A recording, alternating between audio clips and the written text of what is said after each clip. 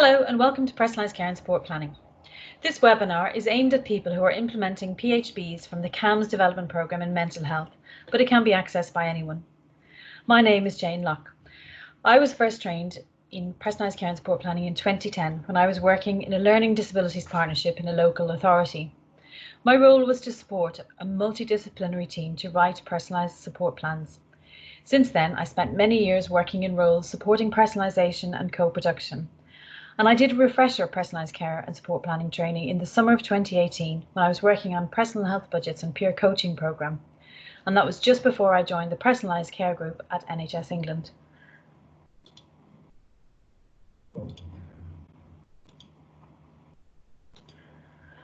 One of the most important parts of developing personalised care and support planning is for staff to understand what is different about personalised planning and be prepared for having different conversations with people. If you have a small team, a big team, or even if it's just you having the conversations, you need to make sure you maintain personalised conversations, as this is a key element of a personal health budget. And without a personalised conversation that sets individual outcomes, it is not a personal health budget. Setting outcomes is one of the most important parts of support planning, and many people struggle to do this. I will talk you through a process that will help you set outcomes each time you do it, with some real anonymised examples taken from mental health settings. And finally, I will show you some of the tools that we recommend and encourage you to use some of these yourself, so you can understand the difference in conversation you will need to have. One of these is mental health specific, but most can be used with anyone and in any setting. The operating model of personalised care and the different interventions just coming up on the screen are available to people through personalised care. A personal health budget should include all these elements as best practice. Shared decision making. This means holding conversations where the person is an equal participant in discussions about how their condition impacts on them. Social prescribing and link working can provide people with access to a range of options in their locality that meet their health needs, their outcomes, and these might be online activities, which a lot of things have moved to in the current climate, but it ensures that everything available is considered before accessing a budget. Supported self-management means access to things like health coaching, peer support, and self-management education. Personalised care and support planning. Without evidence of this, then a PHB is not personal. It is understanding and implementing personalised care and support planning that enables people to have different conversations with the focus on what matters to them, views them as a person with a range of needs, interests and values and concerns, and not a set of conditions that need to be fixed.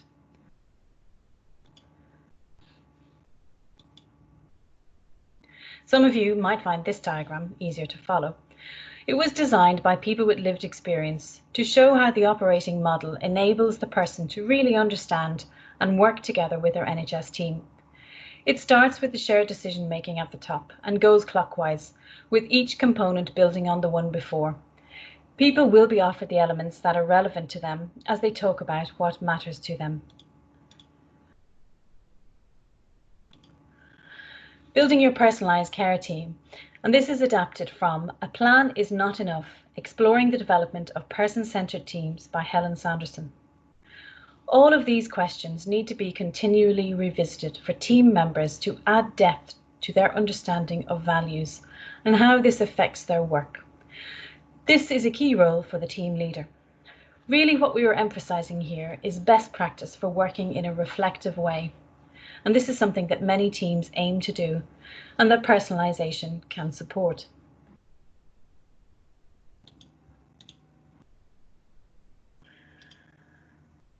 This is also relevant in your team building exercise, as well as when looking at personalised care and support planning.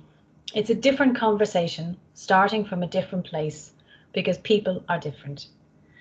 Personalised care and support planning encourages staff to ask people questions about what is important to them, thinking about their answers and discussing opportunities. It supports creativity, and the wider team environment needs to support this, offering opportunities to talk about potential creative ideas. Please remember that there is no one way to be creative. A person can engage when they want, with whatever activity they want, in their own way. But the key thing is that it's personal. So once your team is prepared, you can start thinking about what good personalised care and support planning looks like. The quality of our lives depends on the presence or absence of things that are important to us. And this is a quote by Michael Small that sums up personalised care. A good plan. A way of capturing and recording conversations, decisions, and agreed outcomes in a way that makes sense to the person. The format can be any you choose, or the person can complete it themselves. There are some examples of plans on the collaborative, so please take a look if you want some help to develop your template. A good plan is proportionate, flexible, and coordinated, and adaptable to a person's health condition, situation, and care and support needs. And a good plan is a description of the person, what matters to them, and all the elements that would make the plan achievable and effective. So one thing to hold in mind are issues of age, accessibility, and language when devising your own templates.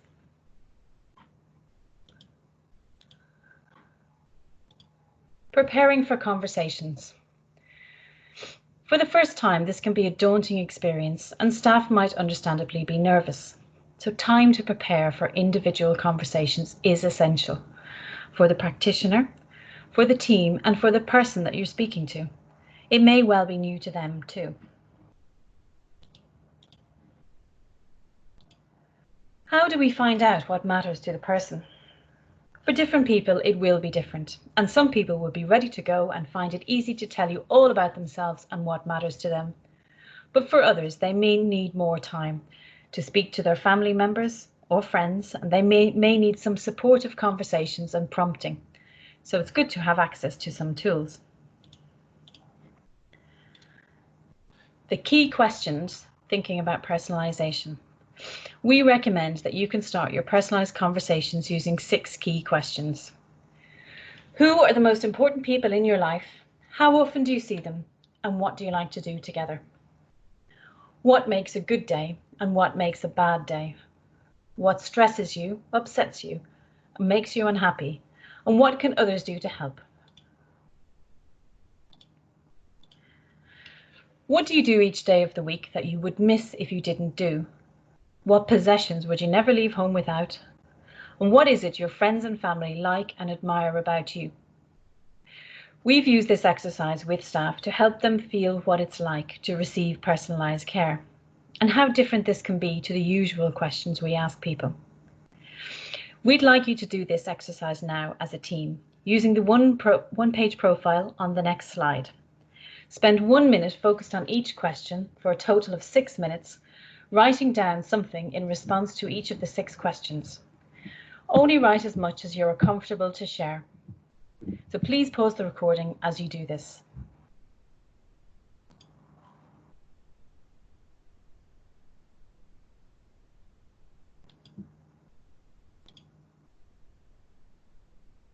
This slide is the template we use in our training sessions and is available on the collaborative. When we do this exercise, we often find the last question is the most difficult for people to answer. So if you're doing this as a team building exercise, you could ask colleagues for feedback. This approach would also work if you're working with families and carers by asking the person to share the blank profile with their friends and family and ask for help and feedback. Completing and then sharing your own one-page profile can also be a lovely way to introduce yourself to a child and their family that you're working with and help them to make a start. If so, do impress on people that they do not need to share anything of a personal nature or anything that they do not want to share with you or others.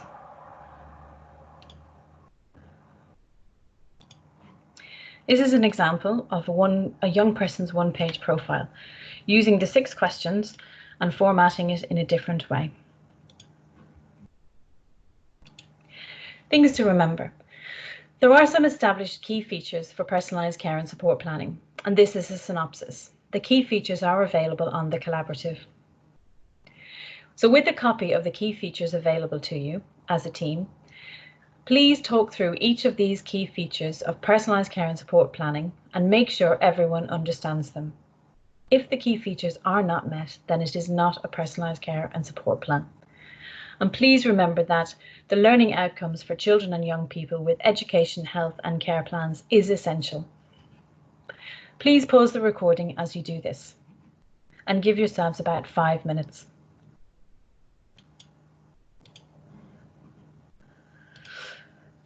We have some other tools you can use later on, and we'll look at those in a bit, but we want to look at how you develop good personalised outcomes first.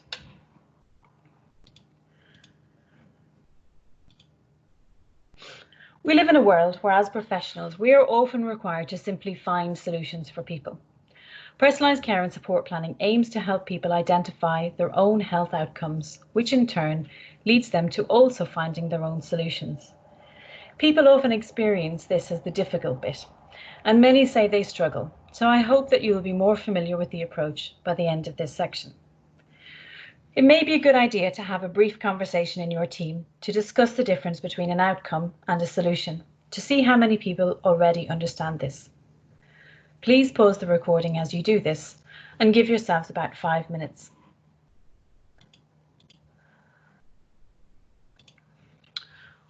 What are outcomes? They are written from a personal perspective and describe how the person wants their life to be. An outcome is something the person or those around them must have control or influence over. It is something that a person wants to change or achieve.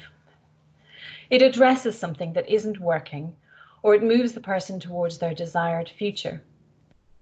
And outcomes need to be measurable and specific.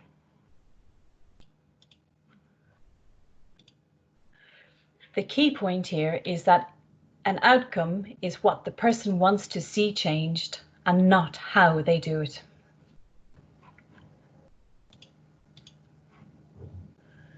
Three very common mistakes when creating outcomes. Mistake number 1, embedding the solution in the outcome. Telling people how to solve their problems will not help them achieve their own outcomes. So it's not by saying you need to take your meds, you need to go to the recovery college or day centre, you need to establish a sleep pattern, you need to take up a hobby.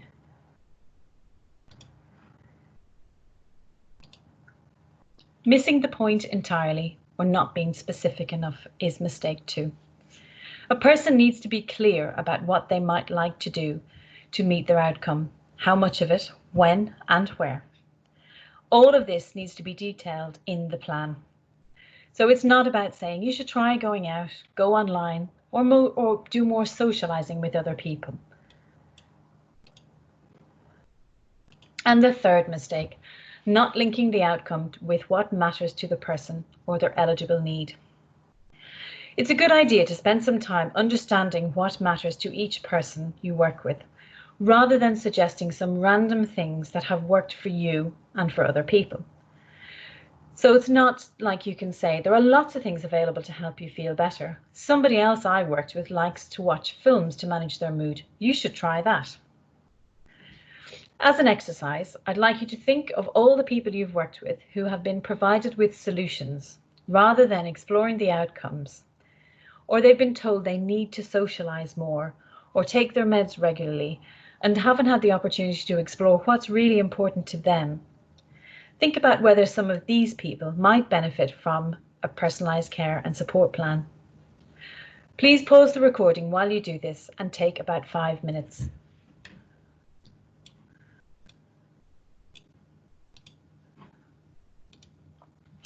What's working and what's not working tool.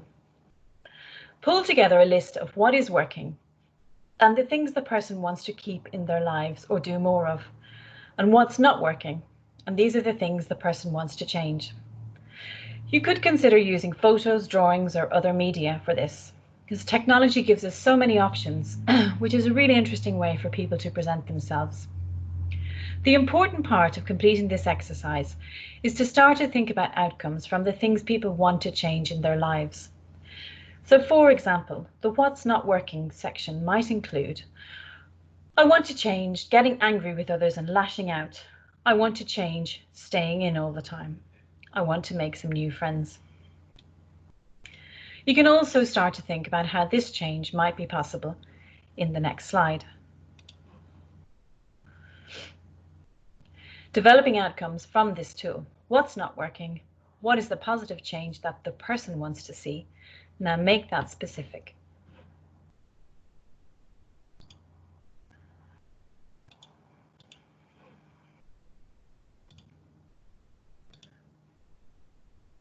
So here's an example.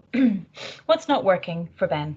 He says he keeps getting into trouble at home. He suddenly gets angry and then lashes out or runs off, not thinking about his safety or others. He's struggling to retain friendships with the local children, which make him more angry, and now he says he's lonely. What is the positive change he wants to see? Ben wants to have a way to manage his behaviour when he's angry and have a place to go to when things are tough, to have friends who he can spend time with, doing things that they enjoy. Now, being specific, this is the outcome. For Ben to recognise when he's becoming angry and upset and know what to do to keep himself and others safe. To go somewhere of his choice once a week where he can do things he enjoys and also spend time with others.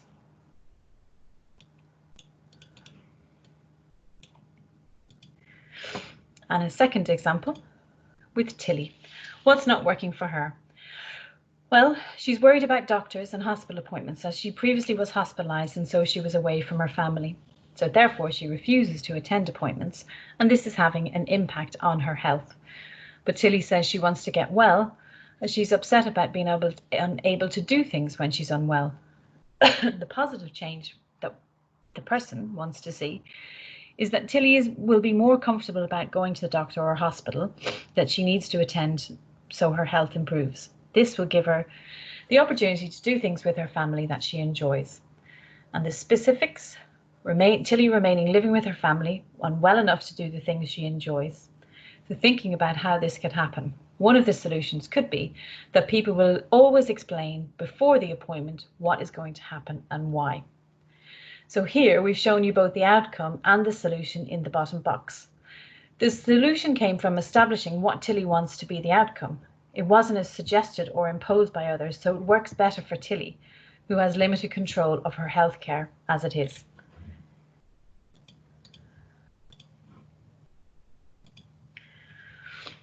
Developing outcomes from the what's working, what's not working tool with the added number 4 of the goal.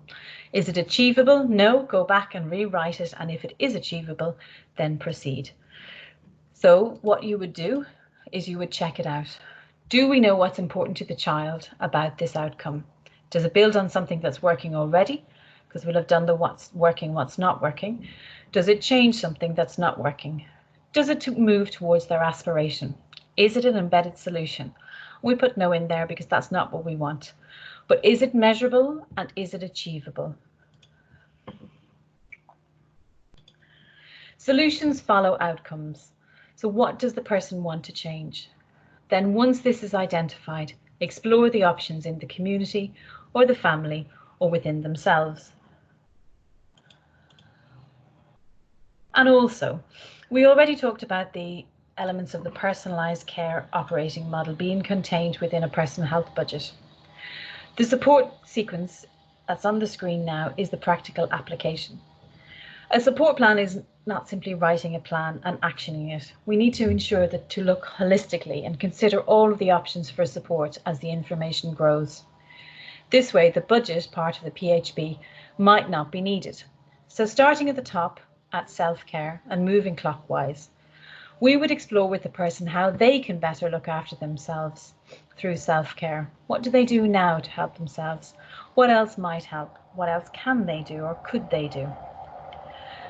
Assistive technology, what there is already available to assist them. Digital options, online help. Moving down to connections they already have, friends, family and community. Who is in their lives that they rely on or could see more of? What else is available in the community and services section that might match with their interests? And are there specific people already employed in the community, well-being workers, who could provide additional mental health or well-being support that meets the needs? So once you've completed your plan with the person, go back and make sure that whatever the plan is asking for meets the outcomes identified. Remember that it's what, not how. What they want, not how they're going to achieve it. So now you get a chance to practice. This is a case study about Mia. So as you can read there, and this will be added to the collaborative pages so that you can print off this for this exercise. Mia was socially isolated and she felt she had little to offer others, but she liked to keep herself as healthy as possible, and didn't eat processed food, and she preferred to eat natural foods. So when the personalised care and support plan was completed and the outcomes identified, it was agreed that Mia would get an allotment locally where she could grow her own food. So she was supported initially by a support worker, and then as she spent more time there, she became friendly with other people at the allotment. She now has friends there, shares her food with others, and she hopes to start growing enough so that she can sell it in the future. So the exercise. In your team, complete the 4 steps based on the information in Mia's case study, answering each question. Please pause the recording to do this and give yourself about 10 minutes.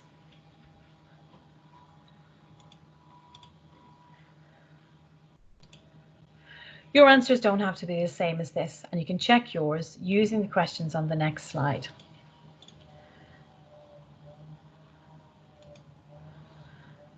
Check it. So these are the things that you need to check. You may not tick everything, but hopefully you are starting to understand how to create an outcome. The solution is not embedded in the outcome, but it is measurable and specific. Does it keep something that is working? Does it change something that is not working? Does it move the person towards a future they want? Do you know your starting point? One of the most important things is the language that's used. So how to write an outcome. Is it personal to Ben? Check that it is personal to Ben or whoever, and it is not expressed from a service perspective. So Ben socialising with his peers is something that a service would say, where Ben can play with his friends in the garden. Remember how important language is at this point, and write it in an accessible way, in the words of the person who is writing it, as much as possible. Here's another example with Mia.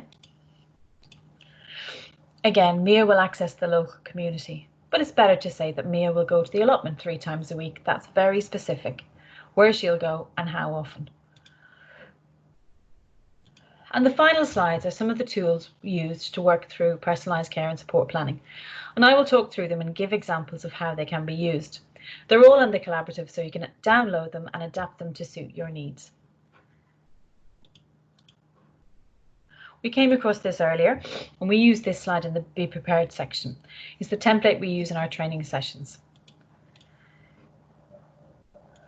We also covered this in the outcomes section. It's a useful tool that can be used in a variety of ways for personalised care and support planning. And you can consider using photos, drawings, or other media. Technology gives us many options, a great way for people to present themselves.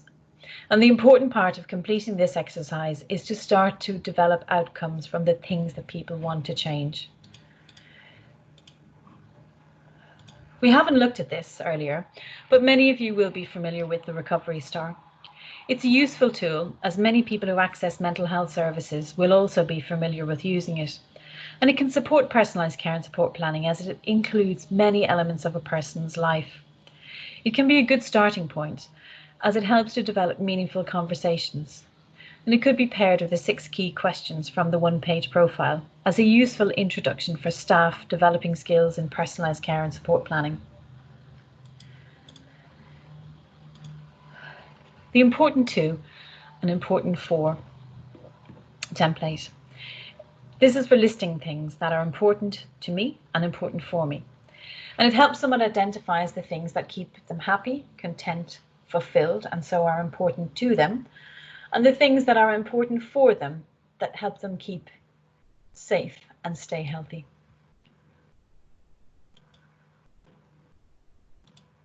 So thank you very much for your time. I hope you enjoyed it and I hope you found it useful. Please give us some feedback. Our contact details are there, and all of the documents can be found on the collaborative. Thank you very much.